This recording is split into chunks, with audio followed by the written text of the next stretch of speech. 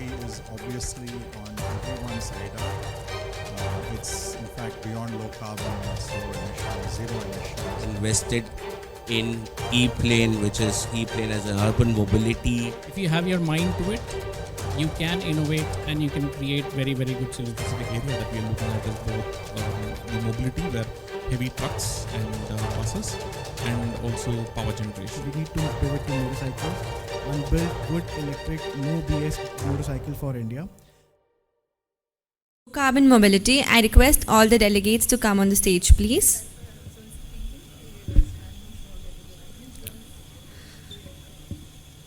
The anchor for this session is K. Subramanian from Ashok Leyland. The investor we have is Mr. Ajay Anand from Anicut Capital. The star startups, we have Amitabh Saran from Alti Green. We have Pradeep Thangappan from Aerostrovilos. And we have Rahil Gupta from Hop Electric. Please come on the stage. Thank you.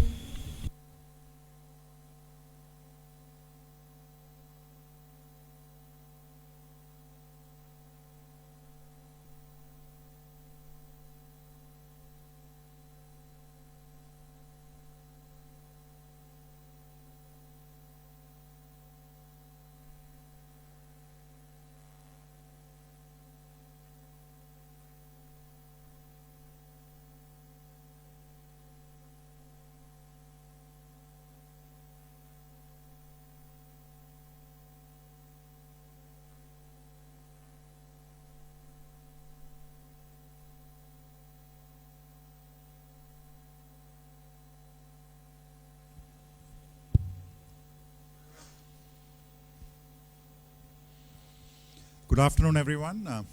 Thank you for joining the session. Just realized that we are running a little late and it's just afternoon right now. So I am Dr. K. Subramanian. I'm a senior VP in Ashok Leyland. I head new technologies in the company. It's a privilege to run this session for the conference. Looking forward to some fantastic inputs. We were just chatting with each other backstage, and then it was a few sparks were flying. So I'm hoping that the session will be very interesting. So I want to start by introducing the topic very briefly. The topic is low carbon mobility. Low carbon mobility is obviously on everyone's radar.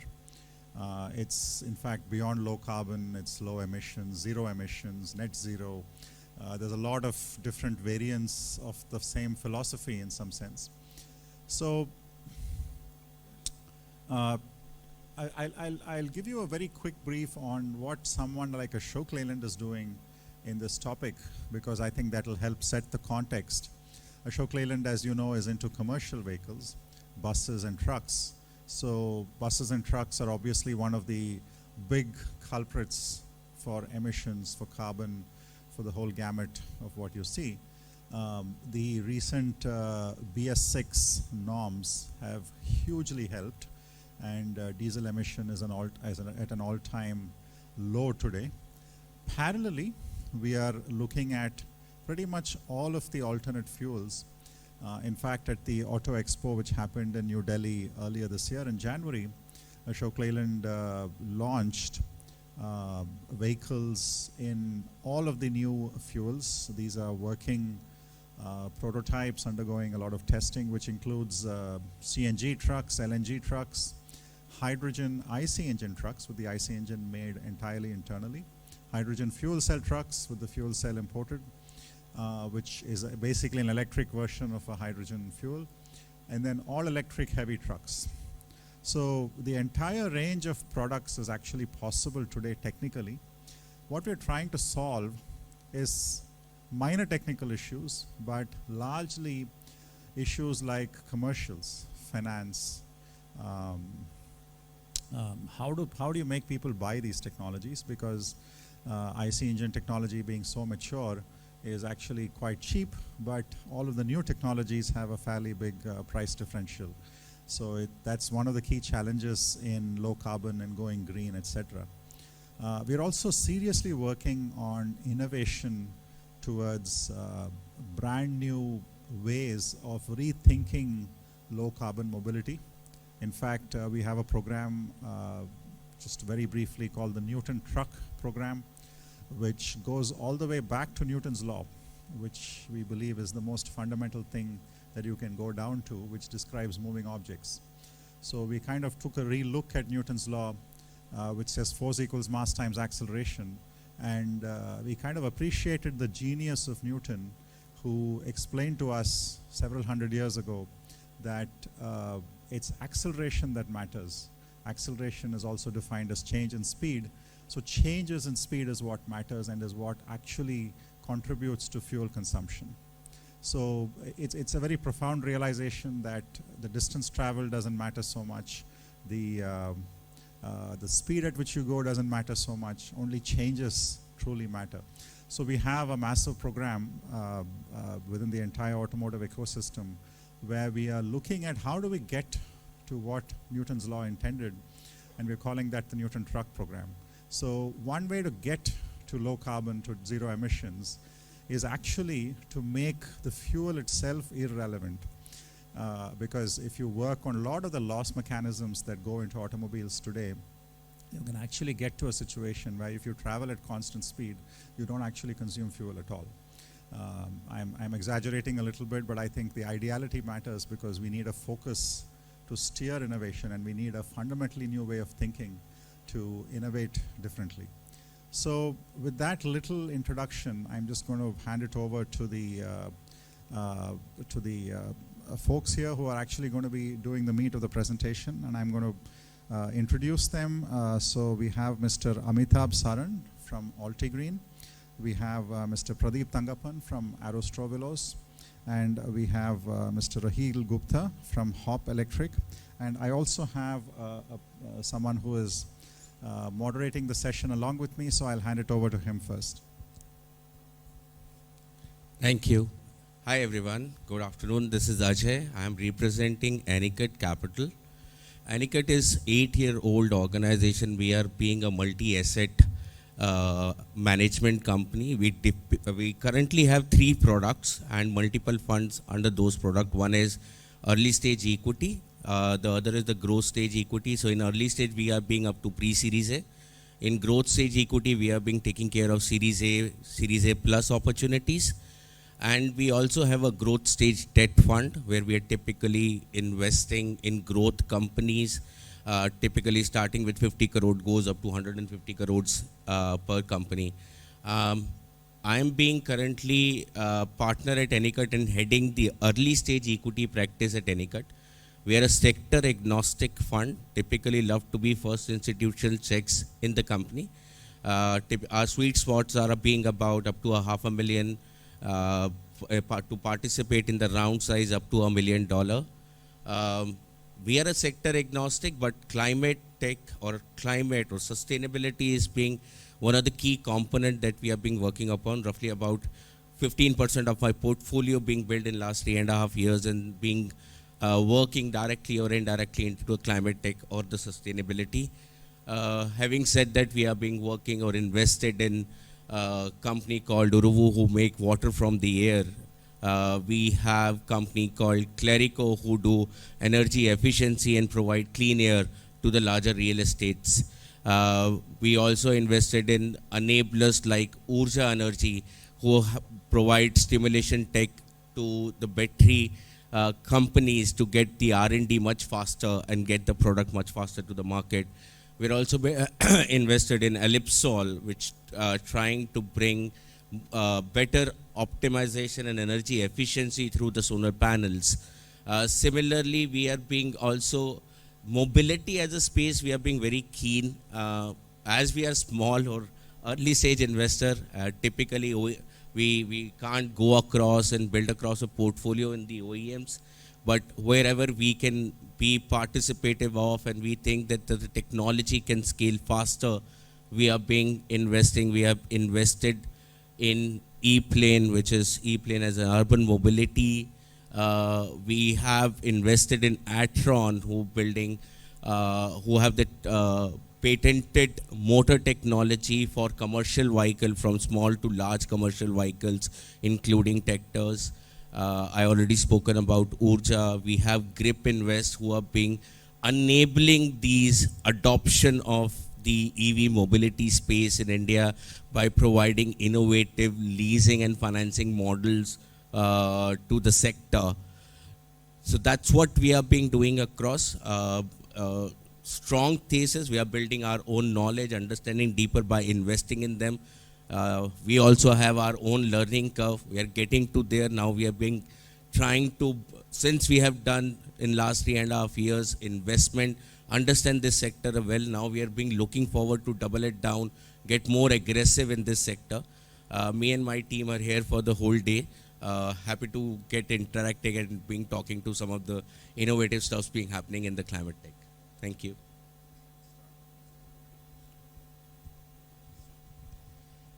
Yeah. Hi. Good afternoon, everyone. This is Amitabh. I am the founder CEO of a company called Alti Green Propulsion Labs. We're based in Bangalore. Our big claim to fame is that we are a made in India, made for India EV company. We started about 11 years back. 2011, 2012 is when I started doing research. Just to give a brief background, I have a PhD in computer science. I've worked for NASA, Hewlett-Packard, TCS, Philips.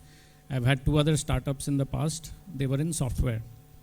The reason why I tell you this is that it doesn't matter.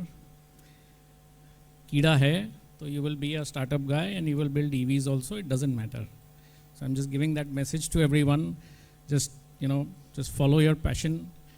Even though I don't like saying it, follow your passion doesn't mean anything. But I think if you have your mind to it, you can innovate and you can create very, very good solutions. I am pure play software guy. So a lot of work that we do at Altigreen involves software development also. I do believe that EVs of the future are going to be software based largely.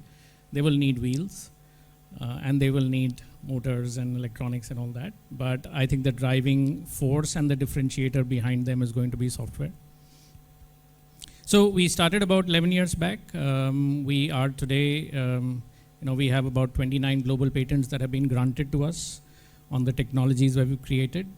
Our technologies span motors, controllers, the entire electronic stack, the software stack, gearboxes. You'll be surprised. We design gearboxes also. Of course, we don't manufacture them ourselves. We have partners to whom we invest in tooling, and they provide us with specific gearboxes. We worked with Gulf Oil for about 2 years to create the perfect oil, gearbox oil for EVs, high efficiency. It takes that much time, but we did do it. In 2018, we became an OEM from a drivetrain company to an OEM. We had expertise in 2-wheelers, 3-wheelers, 4-wheelers, and tractors, the electrification of all these. But in 2018, we decided to go OEM, and we chose 3-wheelers. The reason for 3-wheelers was largely because you'll be surprised to know 400 million people, 40 crore people access a 3-wheeler every day in India. Every day. That's the last vehicle we ever want to talk about because it's not, the thing. It's not a vehicle we want to discuss in forums. And that's largely because of the nature of the beast itself. But it's a very important thing. If you want electrification to happen in our country, you have to start at the bottom end of the pyramid. And that, I believe, is the 3-wheeler. We make cargo and passenger 3-wheelers. We started with cargo. But we focus on made in India, 93% domestic value add, except for the cells, which of course have to be imported. But since these technologies have been made in India, made for India, this is 2012, 2013, when Atmanirbharta was not a word that had been coined, but we were doing that. And I think that's the passion with which Altigreen has grown. We are today selling our vehicles in 56 cities across India. We have dealerships across India, and we're launching more products, and we're going there. So, am I supposed to address those questions right now or later? Okay. Sorry. Yeah, that's it. Thanks. Hello all, good afternoon. I'm Pradeep from Aerostrovilos Energy.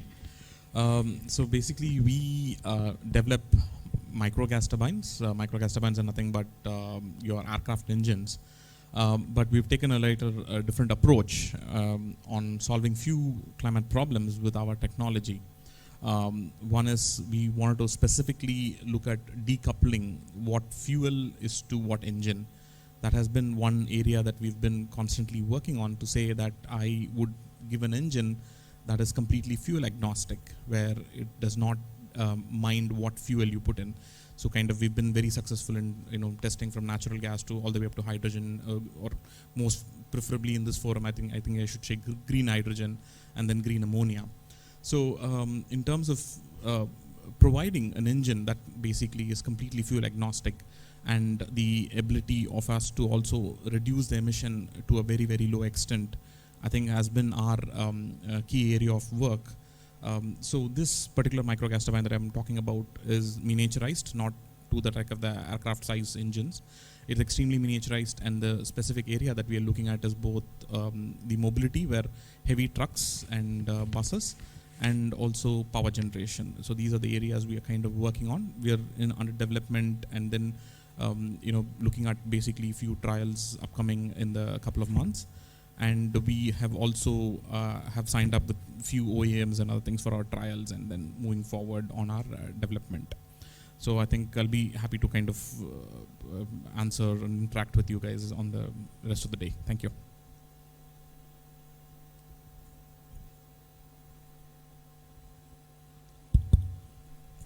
Hello guys. Thanks for having me here. It's a beautiful morning, and I see a lot of faces from the climate tech ecosystem. It's refreshing to see a lot of them assembled in one place. It really happens. So my name is Rahil Gupta. I run this company called Hop Electric Mobility. We are a two-wheeler OEM. We design, develop, and deploy, retail our own products. We started back in 2019 with my two other co-founders. And the core agenda was to proliferate electric mobility for Bharat, say for 1 billion people who do not have access to mobility or are left alone for the expensive products that were available that time. When we started, we looked into the problem and we thought, what is the best solution to do it? We started with scooters, the basic design, but we quickly understood that 65% of the all new sales are motorcycles, so we need to pivot to motorcycles and build good electric, no BS motorcycle for India. We launched that last year, Hop Oxo, and this year we have started production just 3 months back, so we are quickly ramping up in numbers. We are currently number 2 in the motorcycle category and in top 20 in the electric scooter category. Apart from that, we have around 180 exclusive dealership touchpoints across 17 states in India, and we're ramping up that. We are post-revenue, so we do around $20 million ARR last year. This month we are projected to do 50.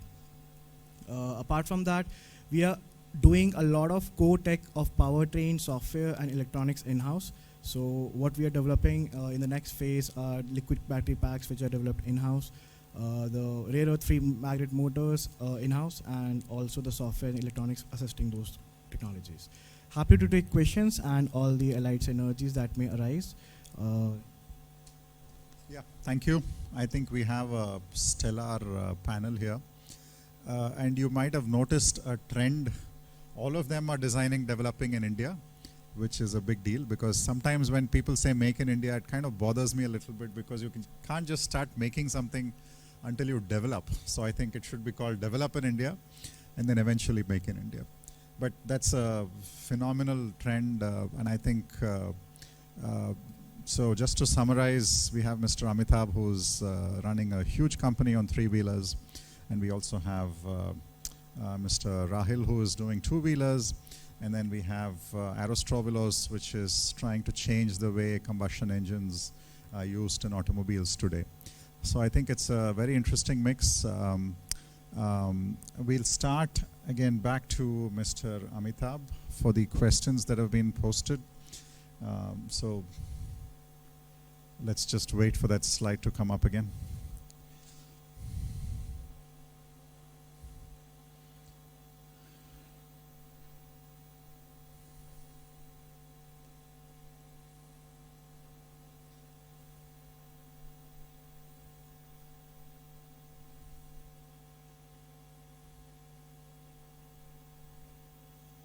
Okay, Yeah, we have the. So I believe the questions are around pain points, sustainability, and partnerships. So we'll let you take them in any order, please. Sure.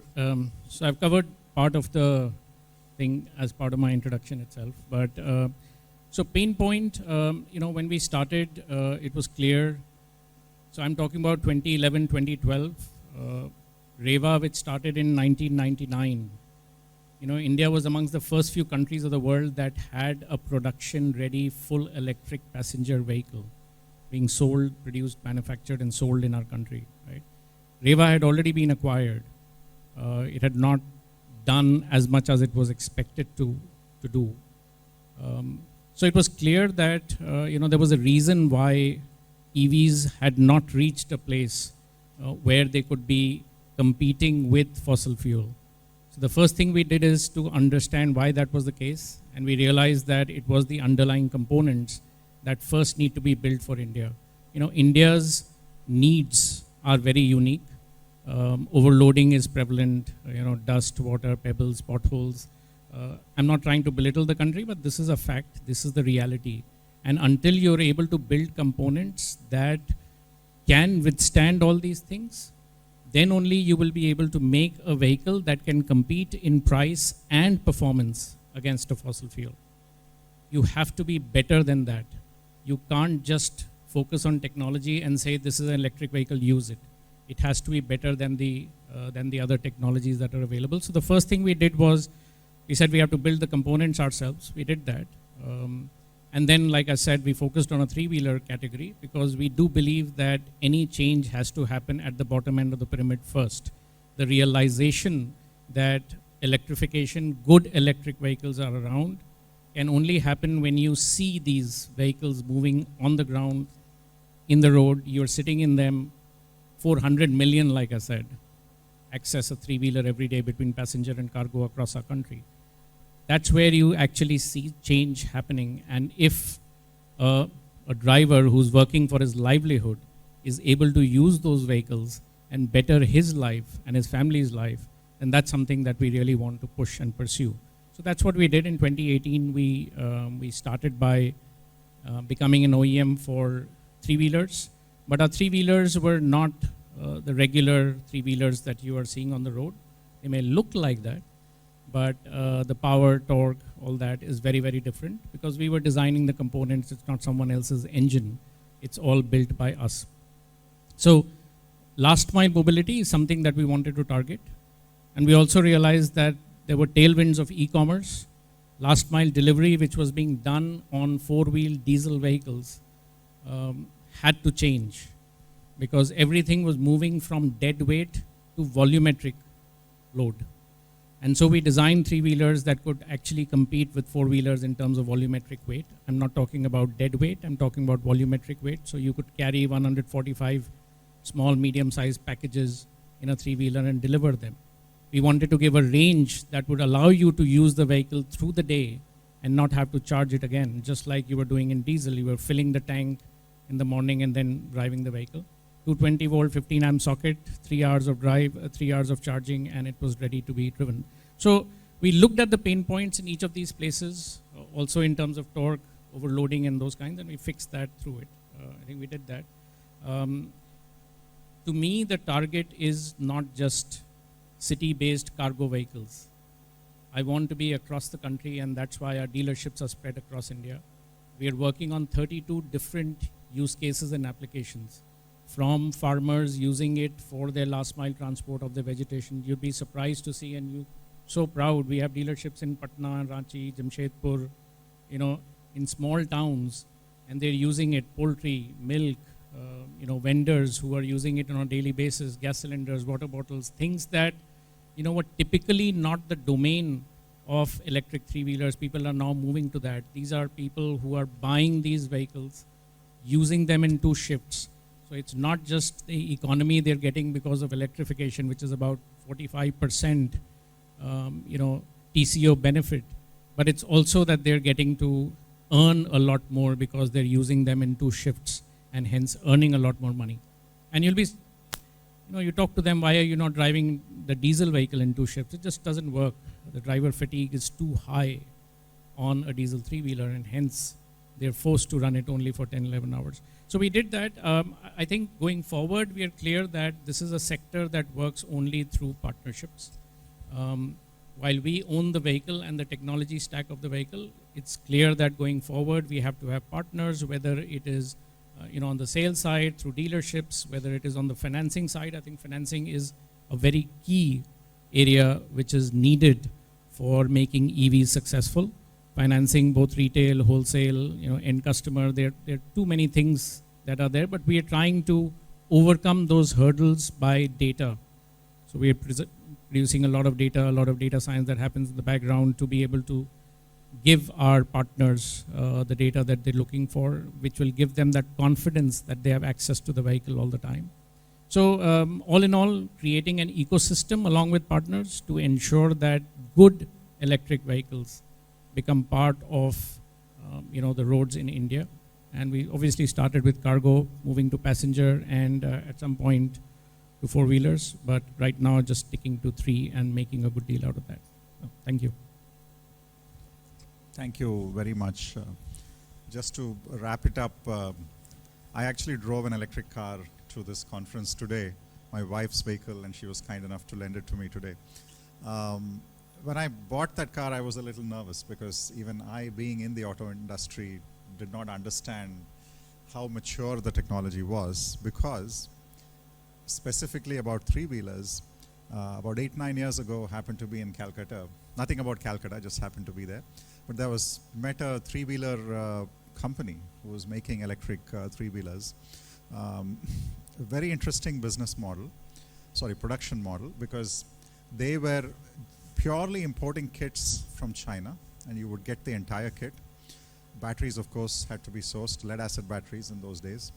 The instructions were in Chinese, so they couldn't figure out how to assemble the vehicle. But they had a team of smart but completely illiterate labor. They were just trying to put every part together with every other part. Mechanically, what fits where they would assemble. Electrically, what connector fits where they would assemble. But they were selling 200 vehicles a month. But in classic Indian fashion, they realized that the Chinese kit was not up to the mark in terms of overloading, in terms of the motor getting wet, etc., etc. So in classic Indian fashion, they were into production first and then went into the R&D phase to redesign the whole thing. But I'm so glad to hear about the grounds up effort, right, in completely designing the vehicle from scratch, and all the patents that were created as part of that process, which gives a completely different level of confidence on the maturity of the technology and the ability to source parts and service and so on in India. I think it's a huge deal. So very happy to hear that. So move on to Aerostrovilos next. Can we have the slide, please? Yeah, hi. The kind of focus, so if I have to talk about the real target audience, I think the kind of focus that we have is on default some level the OEMs, because we are manufacturing in our core engines. But if you have to take a real one step back and understand the whole ecosystem, we do have a very strong thesis that there is going to be innovation coming way for greener and more technologies, and then we are basically placing our technology, which is a gas turbine based technology, in one such platform.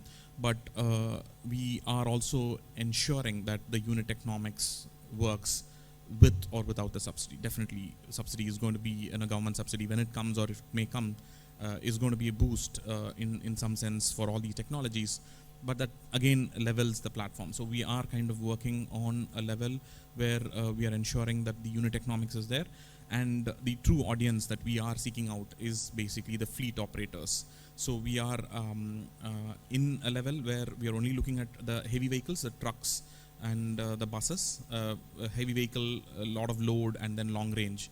These are the areas we are specifically looking at. And the approach is through OEMs, but ultimately it is the operators and the fleet operators that we will be looking at. And same case, so since we said we are more of a power plant manufacturer rather than the trucks and buses, so we'll have to partner with the OEMs, and then we do have a power generation angle also to ensure basically the volumes for our engines. So this is in respect to the audience, target audience that we are looking at as a company. And in terms of, I think I'll just club the second and the third question in an overall. So in terms of technology, if you have to say, I think the core, like I had said in the introduction, the core is basically ensuring fuel agnostic, or basically non-dependence on any particular fuel. That is, I think, the core that we are would like to take forward in terms of ensuring that there is sustainability, because in some sense, I think we cannot wait for green hydrogen to come to say that I will now adopt it and now be more greener. I think it has to start even now. The lower the emissions, the better, even with fossil fuels. So that is something that we were able to achieve in terms of we've been able to get almost 10 times lower emissions even with natural gas or with any current fuels like diesel and basically petrol that is currently used in our gas turbine. We are able to achieve 10 times, and in comparison with the BS6 norms that we have. So I think that is the core in terms of when we are looking at ensuring basically the specific sustainability or the huge impacts that we have. And the second aspect is basically more efficiency. So definitely, yes, there are benchmarks in efficiency that has been set with the reciprocating engines, and then the future is also kind of are asking for higher efficiencies than what is possible by them. So we are working on them. There are multiple angles that we're working on for that. So maybe new materials, moving away from metals, more looking at composites to ensure that we are much more efficient. We are able to push in terms of the level of thermodynamics to kind of say, okay, fine, this is theoretically possible, can we achieve it, and other things. So we are aiming somewhere around 45 to 50% fuel to electrical efficiency at level. So these are the core, I would say. One is fuel flexibility, low emissions, and pushing efficiencies. These, I would say, are the major impacts that we are able to deliver with our technology. And this would be what we would kind of would like to quote also as a future potential, and then high potential that can kind of drive the overall growth for our technology, and also the adaptation of a gas turbine. And in some sense, we are kind of placing ourselves, or in terms a new technology that we are developing, and then kind of putting it in different solutions in different areas as a solution. Thank you. Thank you. I think just to again quickly summarize, it's time that someone rethought the IC engines, right? And this is a great fit of technology that was being used in, I guess, aircrafts, which is being now adapted to a micro version for use in automobiles. Something that can have the potential to have a much higher thermal efficiency and potential to be truly multi-fuel, I think, is very exciting, right? So Ashok Leyland is also closely following this. We in fact gave a vehicle. I'm hoping to drive the vehicle, our vehicle with your engine one day soon. So looking forward to that day. So definitely. Moving on, let's hear about two-wheelers now. Can we have the slide, please?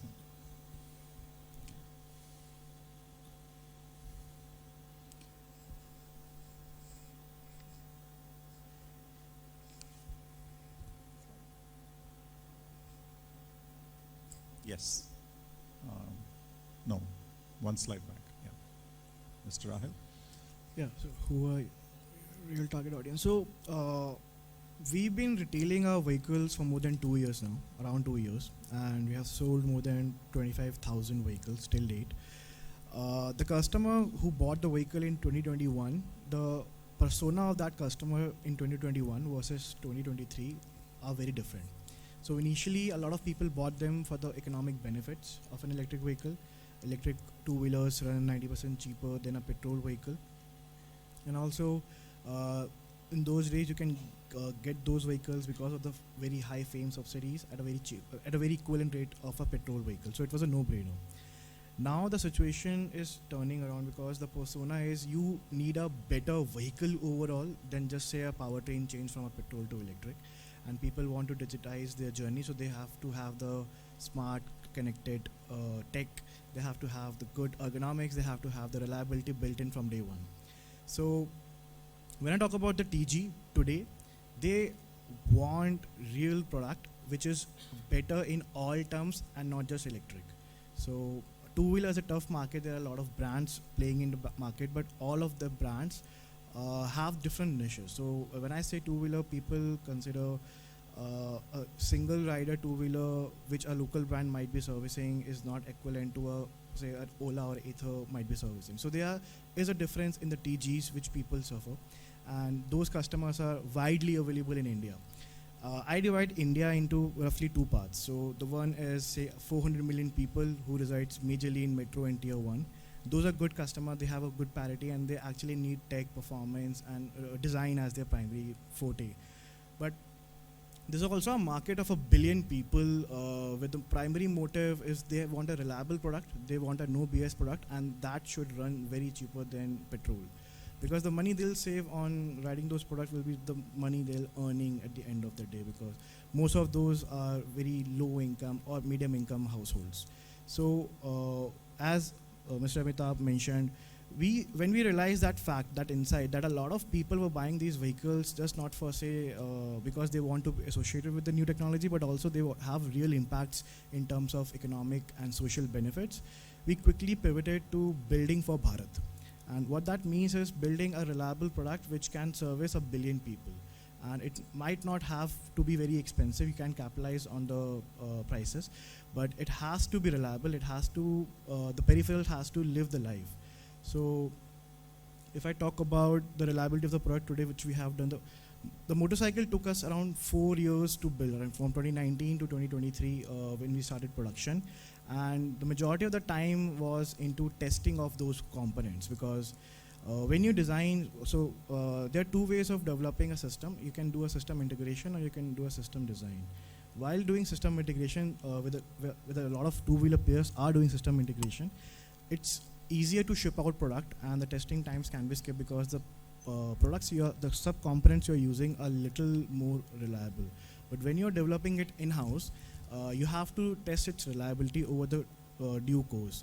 And even if you do accelerated testing on benches, on roads, it will take its sweet time. So the battery pack we designed were iterated around 12 times to reach the final level. Even the motors and the controllers, which we co-designed with our suppliers, took that long. So right now, the platform which we are building, which we have and which we are building, are purely for Bharat. Doesn't mean they cannot service the urban population. It's very well assembled to service all of that. But our target audience right now was and is and will be building for Bharat. And that means reliable products at a very good competitive prices for mass market audience who have their regular niche defined, their needs defined, their wants defined. What is the specific pain point you're solving your target audience? So also, one more thing, scooters were the low-hanging fruit which all of the OEMs picked up very early. But as I mentioned, 65% of the all new sales in India are two-wheelers, and Hero have the majority of it. So they sell Splendor like crazy. And the only reason is because there are bikes in better fuel economy than Splendor. There are bikes say in better design than Splendor. There are bikes that better featured than Splendor. The only reason Splendor sells so much is the reliability of Splendors is very high against all the brands combined. And I believe the Bharat wants that functional and reliability. So once you do that, not just India, you can ship out that product on a worldwide level and it will work seamlessly without any defaults. So the specific pain point we are trying to solve currently is the reliability issue. We hear a lot about electric two-wheelers going wrong in terms of battery tech, in terms of the chassis, in terms of suspension, mechanicals, all the system integrations. So what we aim to design was, let's test those vehicles under different terrain conditions, and selling those vehicles, getting those data back to us, and getting the feedback back to us from the customers, from the dealers, have allowed us to do that. our primary focus, our flagship product is Hop Oxo, which is an electric urban commuter motorcycle. And moving forward, we'll be developing more in those categories. Are there any specific innovation you're planning that could? There are many, but I'll name 3 which we are working very aggressively right now. So the first one being the liquid battery tech. What we realized very early on, the temperature profiles a battery packs goes through in India are very different for what the cells are made of. Cells are made majorly in the European or the very eastern part of the world, where the temperature profiles are not as harsh as India, and that's a lot of people are trying to solve. The best possible way to solve this, in my belief, without disturbing much on the chemistry, is liquid battery pack, liquid cooling tech. So we have worked upon that. We have used virtual modeling of the cells, which we have collected data across, and like using our in-house systems designed specifically. So I'll tell you, a bigger problem to solve is when you have big battery packs, thermals make sense, because then you can install HVACs, all of those systems, and then those collectively at a cost level and an efficiency level make sense. But in a two-wheeler, the battery pack is small. Now how do you make those thermodynamic system that takes away the heat from the cell to the liquid to the atmosphere in a very well packaged, economic and efficiency? So we have solved for efficiency. We have arrived at the same efficiency from say a bus or a car level, but we are yet to solve for the economics of it, because the pack is a little expensive as compared to the passive one. But if you consider that what it gives in return, it can be capitalized. So what we're trying to do with that liquid battery pack, and we have tested, is we can give a warranty of a pack equivalent to the life of the vehicle. So consider 8-year warranty life of the battery pack. That can be magical in terms of say charging your customer over say a life. So battery as a product can be converted very easily to a battery as a service model. And you have the confidence on the product, so you can self-capitalize on that and use it for repurposing into another different applications when you feel like. Also, the second part we are very focused on is developing rare earth free magnets. So majority, over 99% of all the motors which we are using in India are neodymium iron boron based. So, and that because we need the flux density of more than 1 Tesla. And only neodymium iron boron have proven to provide that. We thought, what if we use the strength of India and manufacture a motor which can be easily assembled here without the import of those magnets? We tinkered about a bit, researched about a bit, found out switch reluctance motor can be a good solution. Then developed and started developing in 2021, realized that switch have a very bad torque ripple effect, which is very difficult to control, so the control mechanism is off the charts.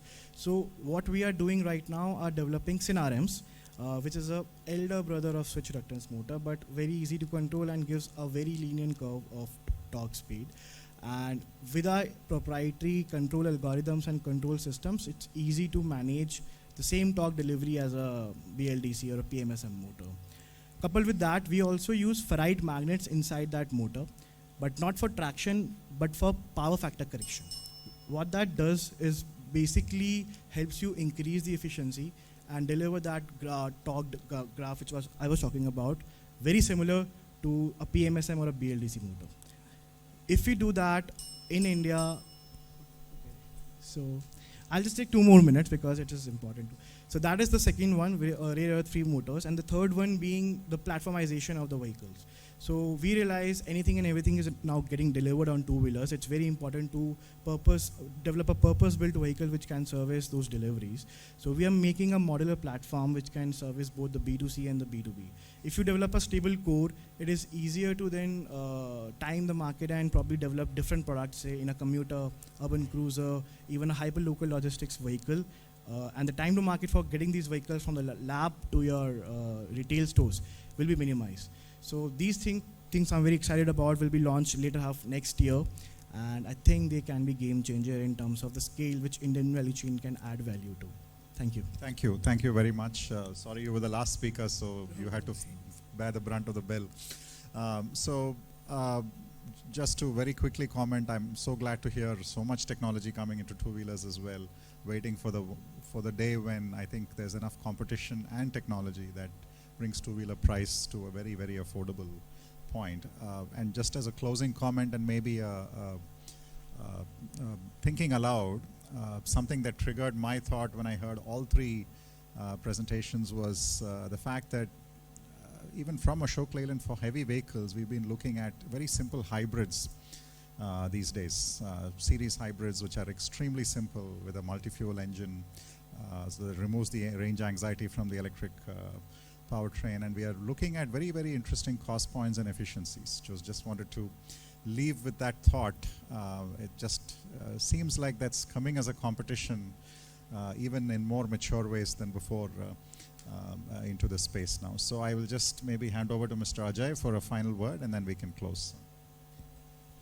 No, totally agree with you. The kind of the technology, and we are being in the market where we are every day receiving opportunities to evaluate in the different technologies, and we are amazed to see how the whole maturity in the ecosystem have now come across. The founder come across with MVP ready product, understood the growth scale, how they build, how they scale, narrow it down to the efficiency of what capital they will require to scale and how they will build customer and all that stuff.